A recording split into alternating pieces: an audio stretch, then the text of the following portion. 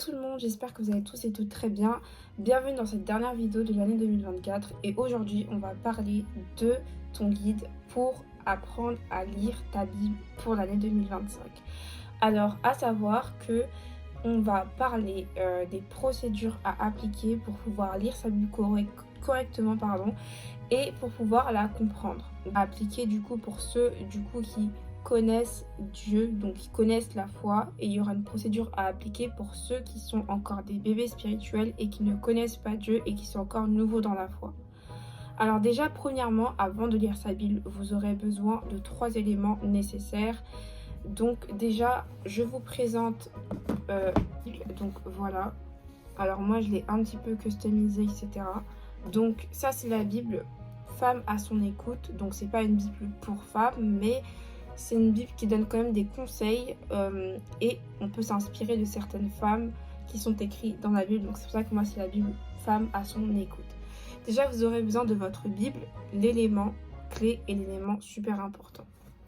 Ensuite vous aurez besoin d'un petit carnet parce que le carnet va permettre à ce que vous puissiez écrire tous les éléments que vous avez retenus lors de votre lecture biblique. Ça c'est super important d'avoir un carnet. Un carnet que vous pouvez acheter à Emma, Action, partout. Enfin, voilà, trouvez un carnet vide où vous pouvez vraiment tout écrire. Et ensuite, un livre. Ce livre-là, il coûte 15,90 €. Non, 15,50 €, pardon. Et c'est Un moment avec Jésus. Et ce livre-là, pourquoi je vous le présente? Parce que vous allez comprendre pourquoi je vous le présente. Alors déjà, pour lire la Bible, pour les nouveaux dans la foi, je vous conseille tout d'abord de commencer dans le Nouveau Testament. Pourquoi? Parce que le Nouveau Testament, c'est un livre qui va parler des évangiles et ce sera un livre moins complexe à comprendre. Par conséquent, l'Ancien Testament, ce sera un petit peu beaucoup plus complexe pour ceux qui sont nouveaux dans la foi. Donc voilà pourquoi il est préférable de commencer par lire les évangiles. Alors, les évangiles regorgent de plein d'histoires, et notamment de l'arrivée de Jésus, des apôtres, et on parle aussi de la fin des temps, donc Apocalypse, des livres apocalyptiques aussi, enfin, de l'Apocalypse tout simplement. On parle vraiment de plusieurs sujets qui sont intéressants et qui seront beaucoup plus faciles pour ceux qui sont nouveaux dans la foi. Par conséquent, ceux qui sont anciens dans la foi, vous pourrez commencer à lire l'Ancien Testament parce que il y a quand même beaucoup de choses à comprendre. L'Ancien Testament parle de la création du monde et regorge beaucoup de héros dans la foi, notamment Abraham, David, Job et j'en passe encore. Donc voilà.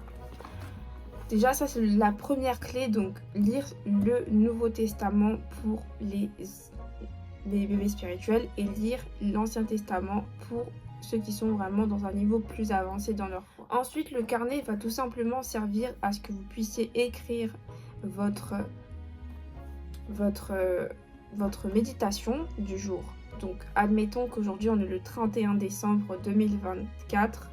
Donc j'ai écrit le concept Vision Board. Le concept Vision Board consiste simplement à faire des enveloppes où vous allez écrire tous vos souhaits pour l'année suivante et en fait Dieu réalisera chacun de vos souhaits pour l'année suivante. Donc c'est super important, ça permet du coup de laisser son année entre les mains de Dieu. Vous allez écrire tout ce que vous voulez, professionnel, business, kingdom marriage, vous allez écrire vraiment tout ce que vous voulez du coup dans chacune des enveloppes et du coup ça va faciliter la gloire de Dieu dans votre vie. Donc c'est une très bonne stratégie et c'est super important. Parfois, il faille que l'on puisse être stratégique dans notre foi afin de voir l'accomplissement de Dieu dans notre vie. Donc voilà, c'est la fin de cette vidéo. J'espère qu'elle vous a vraiment plu et je vous souhaite une excellente année 2025. Que Dieu réalise tous vos souhaits et persévérer dans la foi. Donc voilà.